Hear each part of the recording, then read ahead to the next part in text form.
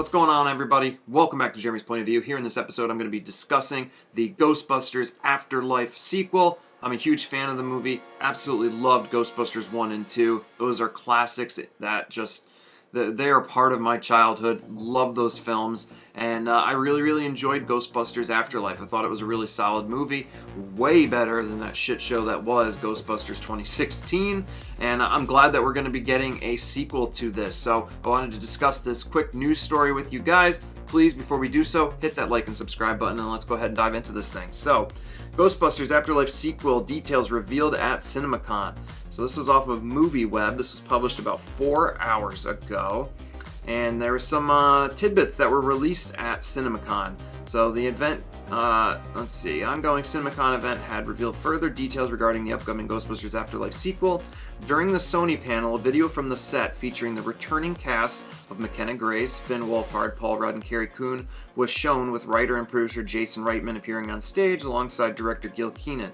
The video shown at the event reportedly showed all 4 members of the cast wearing classic versions of the familiar Ghostbusters costumes, and basically all the characters from the original movie, the Spenglers, along with Paul Rudd's Gary Gruberson, will all be working as fully fledged Ghostbusters in this sequel.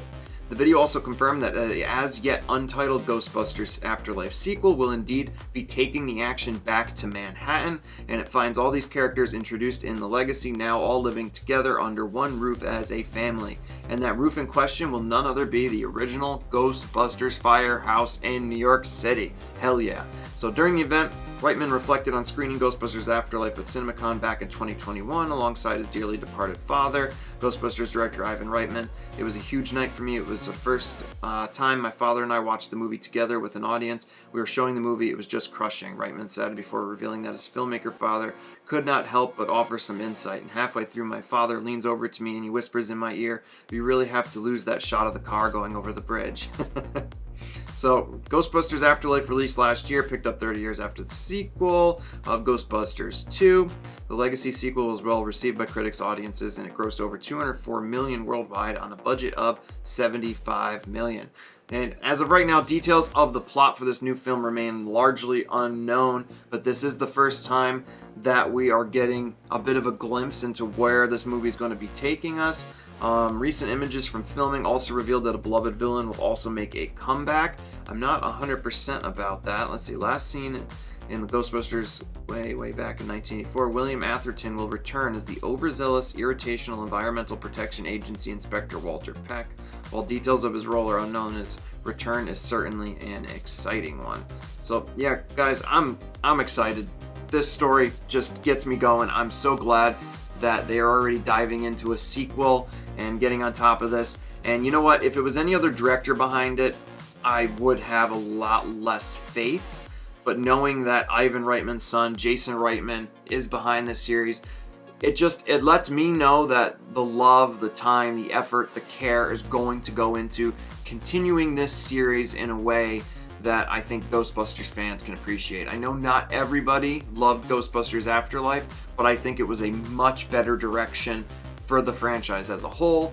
I thought it did a solid job of basically, not rebooting, but refreshing and getting the franchise going after so many years away from it. I mean, I was a kid that grew up on the cartoons. I grew up on the original films. They were just movies that I owned on VHS and played over and over. The cartoon was something I watched whenever I had the opportunity. And it's fantastic to see it continuing. And I'm a huge Paul Rudd fan. I like a lot of the people in this. Carrie Coon, she was fantastic in The Leftovers, and I think she's going to continue to be great in this. All the characters, McKenna Grace, Finn Wolfhard, obviously Finn from Stranger Things. McKenna Grace was really good in The Handmaid's Tale. So there's a lot of talent behind this. Jason Reitman, him being behind and directing this once again, gives me a ton of faith that this is going to continue in a direction that we can all appreciate and we will all enjoy. So I've got high hopes for this. But you guys, let me know in the comment section below, what do you guys think of this news? Are you guys excited for a Ghostbusters Afterlife sequel? Did you enjoy Ghostbusters Afterlife? Let me know in the comment section below. Let me know what you guys ultimately thought. Also, please check out the description box below. You guys can find my Teespring store. You can also find a link to my second channel, which is called The Cellar True Crime. I do all kinds of scary real-life stories and things of that nature, and I'm always looking for user-submitted content, so please go ahead and check that out. And once again, hit the like and subscribe button. It helps the channel continue to grow, and I will see you guys on the next episode of Jeremy's Point of View. Until next time, peace.